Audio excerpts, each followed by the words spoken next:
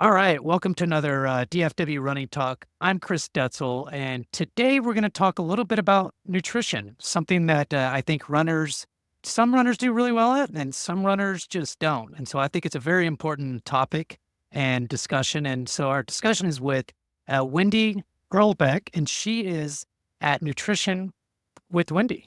Wendi, how are you? Lots of Wendy's there. Of course. Wendy, tell us a little bit about yourself before we just jump in and ask a bunch of questions around nutrition and diet. Absolutely. I'm a registered dietitian, sports nutritionist, lover of the Lord, and I have moved over 40 times. So I recently just moved to Dallas, Texas, but we have worked with a number of clients and athletes over the years that are from Texas. So Yeah. that's what's new and exciting in my world. So I wanted to show that I love Texas. I love our country. I love the culture here. But I grew up in southeastern Minnesota. My dad's a crop farmer. I grew up doing chores like rock picking. I've always loved health, fitness, nutrition. It's been a huge part of my life.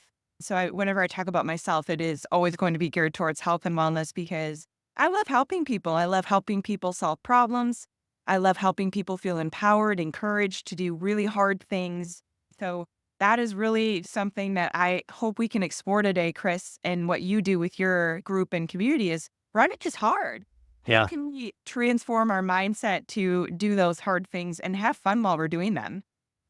Yeah. I think something I've always said, and I'm sure you probably agree, is that if you can get your nutrition down and diet down, that's probably 80% of the battle. 80%. I think it's that high. I think the exercise is the rest, the 20. I don't know if you agree with that, but I do think that obviously being consistent at running or whatever exercise you're doing is key, but I think the nutrition is the most important part. So that's why I think it's an important conversation. I love it. Nutrition is your secret weapon, and sleep is important too because sleep Yeah. drives our appetite. And We'll talk about that then. And again, feel free to be, I told you to be as just, hey, this is it. This is what happened. And just be yourself. I was talking to you earlier about your social media posts and things like that. And I was like, she's pretty hard hitting about this stuff. So I was excited to have you on.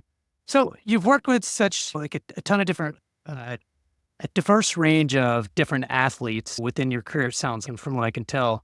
Can you share some of the most rewarding experiences or transformations you've seen in your career? absolutely, Chris. So I'm so blessed and I'm so grateful because God really put me in a good position to work with kids, young athletes. Part of why I do what I do is because I want to be the person that I needed when I was younger. I didn't have the best nutrition. I often underfueled. I also discipline in certain areas like sleep. That was something that I didn't have. We were up playing Nintendo 64, which most kids, but I do firmly believe, love it or hate it, the reality is that what you put in your body has a direct influence on your mood, concentration, focus, performance, injury risk, disease risk. So it affects every single person, whether you're a young athlete or an adult. So I have been blessed. One of my most rewarding clients, his name is William, and he was a high school lineman at the time. And we chipped away and lost over 100 pounds, and Um, he transformed his lifestyle. Now he's like bodybuilding. He's incredible. That was one of my first football players when I started my business. Very rewarding to work with him because he was so focused. He really just didn't know. And what's so cool about it, Chris, is that he had taken advice from strength coaches that said fast all day. That's the best way to lose weight, Ugh. just do rice and chicken. And he just didn't know. And his parents were amazing. They trusted me to work with him, and we got him eating breakfast. He was eating multiple meals per day. He completely transformed his lifestyle, his body composition. He became one of the football captains. And then an adult, which is so rewarding, that he had some stuff going on in his life and just realized that he needed a change.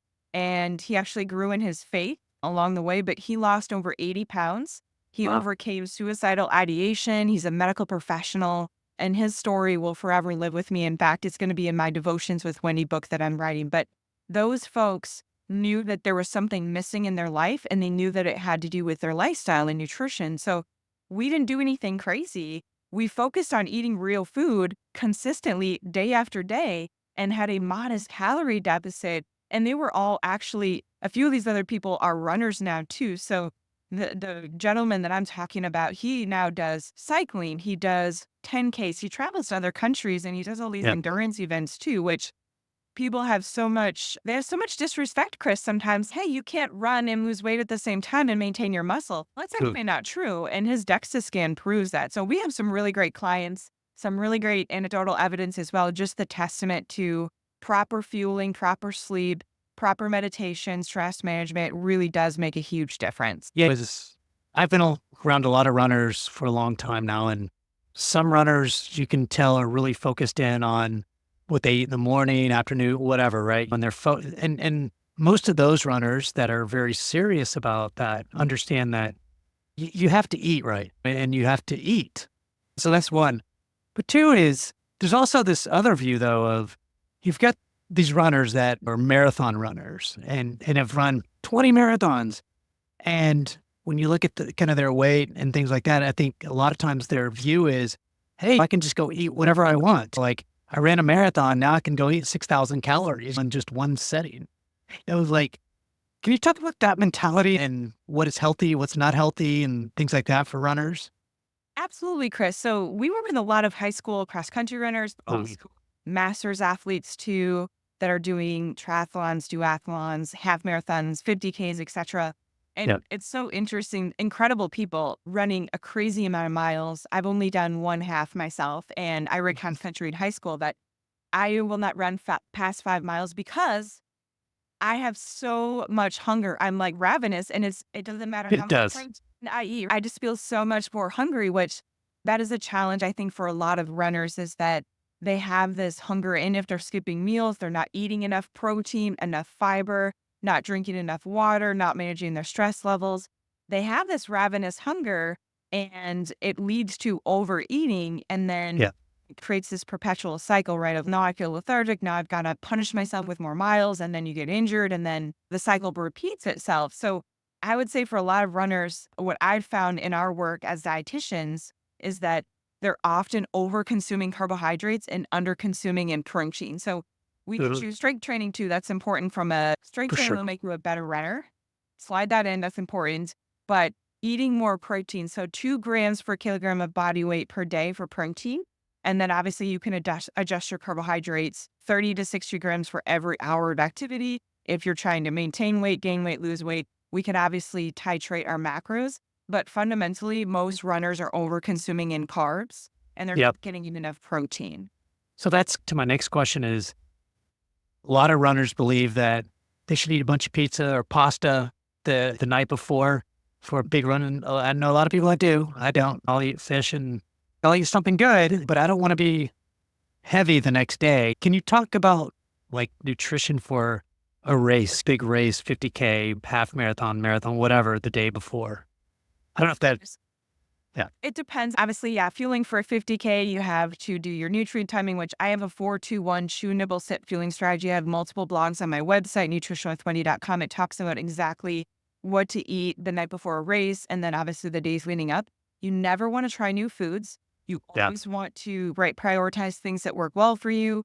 Carbohydrate loading is unnecessary for half marathon. If you're obviously doing a 50K, that's a different story. But truly, the days leading up to your race, regardless of the distance, you want to eat familiar foods. You want to focus on minimally processed things, obviously a balance of carbs, protein, healthy fats. Say the night before would be salmon. Those omegas are really great. They're also Yeah. going to support hormone health, good source of protein. And then, of course, some rice. You could do whole grain pasta. You could I'm also hungry. do fruit. I would discourage vegetables the night before because Mm. obviously fiber, it can lead to GI distress. But for a lot of people, if you've practiced this and you know that, hey, that meal works really well for me, I have a lot of energy the next day, that's fantastic. I do know some runners that like to, it depends on if it's a half marathon or a full marathon, but Yeah. ultimately the 3 to 5 days out, you really should be having a normal, carbohydrate should be prioritized. There should not be any carb loading the night before because our glycogen can only store between 300 and 500 grams between liver and muscle. So you can only store so much. So you could try and stuff it full the night before, but again, it's not going to serve you and it's likely going to make you feel lethargic. So what we would recommend, right, is like I said, in the days leading up, you want to have, your rice, your oats, extra fruit, do more sweet potatoes. Those are also rich in Mhm. potassium as well. So avocado, you really just want to eat balanced meals and pizza, beer, all those things after. But Yeah. think about thinking about your training and how hard you worked and how much pressure and stress your body has endured. And there's inflammation from that exercise. So one of the best things you can do to mitigate that inflammation, help your muscle recover, avoid cramping, Mhm. high antioxidant rich foods like berries, cherries, anything that's rich in polyphenols. Walnuts are also excellent as well. And I have some anti-inflammatory blogs. So lots of stuff thrown at you. I get very passionate. You are very passionate. I love that. It's a lot. So people take your notes, listen to this again. Chris has had a lot of good guests on before. So I'm sure you guys are used to taking notes because everybody's dropping knowledge bombs. And It's funny because I've run 50Ks and I have a lot of friends that do 100 milers and all of those kinds of things. And so a lot of times, especially on trail races, you have these really great like stops that they'll have lots of sugars and carbohydrates and whatever. And plus you have this big bag of stuff that you're carrying. You have your drink and then you can put a bunch of stuff that you might carry. And I've even looked at healthier options rather than just stopping at the aid station all the time. Do you have any? Because a lot of those folks just eat what's ever there. And it's hard not to because you got to eat and because you are losing. So any thoughts around that? yeah, so I have a team of dietitians too. So the last gentleman that I worked with, the 50K, oh my goodness, bless his soul. His legs just would not go and he just ran out of gas. And he Yeah. was so sick too. But one thing that worked in his other 50Ks, he's going to go redeem himself and run another. But the last ones that we did was obviously honey, applesauce packets, rice cake with jelly. For me, I'm all about budget friendly too. And obviously it has I was about to say that those are budget friendly for sure. exactly. It's expensive. Life is expensive right now, especially races. Yeah. Your runners, you guys know, you're entering all these races, the equipment, the training, it's very costly. So I'm a huge proponent of why don't we use tart cherry juice? You can also Mm. do honey, you can do maple syrup, you can do lots of rice cakes carry well. And then even white bread, right? Because there's no fiber in it and it's very cost effective. If you're someone I'm struggling to get in 600 grams of carbs, some of those FIS gels, like number one, they don't always sit well with the gut, but they're so expensive. So honey, applesauce, maple syrup, you can bring those as little shooters too. I have our athletes like applesauce. We pack those things because when you run out of gas, you run out of gas, right? So Yeah. it's a quick way to refuel. It's also a little bit healthier too if you can do local honey because it supports the immune system. So honey has been a game changer for a lot of our Seems so hard to take though, like honey, whenever maybe you warm it up or something on your hands whenever you're running so it just goes down. You talked a lot about protein and how important that is. Can you talk a little bit about more of that? Because I think a lot of people take a lot of carbs and maybe miss out on the protein that they might be getting. Absolutely, Chris. So just for folks, just so you know, the recommendations, ACSM, 3 to 5 grams per kilogram of body weight for carbohydrates for, weightlifting, training, 5 to 7, it gets greater with more endurance. And then when you're running 50K, if you're looking more 7 to 10 grams per kilogram of body weight for carbohydrates. Protein, we want to look at research supports 1.4 to 2 grams per kilogram of body weight, and that's found in the ISSN position stand paper. All those position stand papers are fantastic. Free access. I am a certified sports nutritionist. Those position stand papers were what got me through grad school because I was in a clinical dietetics program, but I loved the fact that the data supported greater protein intake for endurance athletes in preserving lean mass, protecting bone mineral density, also reducing the risk of injury, illness, stress fractures. According to the ISSN position stand paper, 1.4 to 2 grams per kilogram of body weight per day for endurance athletes. And more protein will help reduce the risk of injury, illness, protect lean mass, help with muscle recovery. So if you're eating 30 grams of protein per meal, and then roughly 15 to 20 grams of protein at snacks, obviously greater body weight, greater endurance, more miles, more protein is needed. This will also help satisfy your energy needs from an appetite standpoint. So if you are someone that is trying to lose weight, you are going to need to eat more protein, and you can even do 40 grams of protein at 3 to 4 meals per day, and then do 15 to 20 grams at snack, in addition to your carbohydrate sources. Are you saying that you do 40 grams every single meal or overall? Like every meal do 40 plus? So 25 to 40 grams is what we recommend. If you're someone that's running more miles, that's more stress on the body, right? And muscle breaks down. So Yeah. you need to consume more protein. Now, if you're someone that is trying to lose weight, you need to be in a calorie deficit. So if you don't have enough protein, you are not going to experience satiety. And that's why people can eat pizza and fat Yeah. carbs, but never be satisfied. That's why I'm telling you, Mm. according to the research in the ISSN, you can consume up to 3 grams per kilogram of body weight per day, and it will not negatively affect your liver, kidneys. In fact, most people, like I said, need to consume more protein, but especially runners. But just try this. People that are listening, just give this a try. Start tracking your nutrition, become self-aware so that you actually know, oh, I'm eating 100 grams of protein per day, or I'm eating 150 grams, or wow, I'm not even getting in 100, which is not ideal because for every decade after 40, we lose 8% of our lean mass, Chris. So most Yeah. runners that are I running know. these 50Ks are over the age of 35, 40. Yeah. So you need to eat more protein because you're fighting off age-related muscle loss. I guess. Yes. Super passionate because I want people to be healthy. And I think that there's governing bodies out there that withhold cutting-edge data, which I'm sharing because it can transform your body. It can Yeah. transform your life, your risk of disease. It will make everything better by consuming more protein. One is your nutrition, and then like you were talking about, the protein is so key, especially as you get older. And then weight training is huge, especially when you get older, because like you were saying, you lose a lot of the muscle and stuff like that by a large amount as you get older like this. So it's a good point. I just thought I would say, I agree. I was just going to say too, Chris, because when we talk about protein, quality matters, right? Instead of Yeah. people are like, I said quantity. So I want to make sure that quality protein sources too, like beef, chicken, eggs, fish, steak are the highest quality, Greek yogurt, rich in leucine. Yeah. I just get a lot of, any of the podcasts that I'm on when we're talking about runners notoriously are either plant-based or vegan, which is completely fine. We Yeah. work with vegan athletes. So I just want to make sure that those that do follow a plant-based diet understand you're going to have to consume more That's right. tofu, more chickpeas to get the same benefits that you would from animal proteins. And it's because of the leucine content, but then also the bioavailability. So eggs are like nature's superfood. Yeah. So eggs are great if you can integrate those in fish and steak. But if you are vegan, highly recommend using creatine monohydrate as well, because you're not eating meat. So you're not getting creatine like you would if you had consumed beef or salmon. Yeah, we take creatine just a little bit every morning, put it in our coffee and let it dissolve, and then take it like that.